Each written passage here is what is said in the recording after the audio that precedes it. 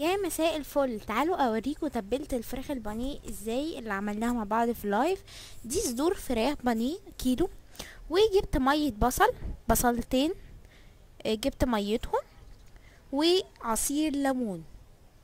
دي كانت 2 ليمون وفلفل وملح و7 بهارات وبابريكا وبهارات فراخ ورشة خل، يعني نقطة خل قصدي، وزبداية صغنونة حطيتها كلها، وتوم بودرة وبصل بودرة.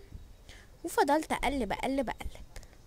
طبعا في ليمونة كده في الفراخ عشان تديها طعم حلو. بس كده.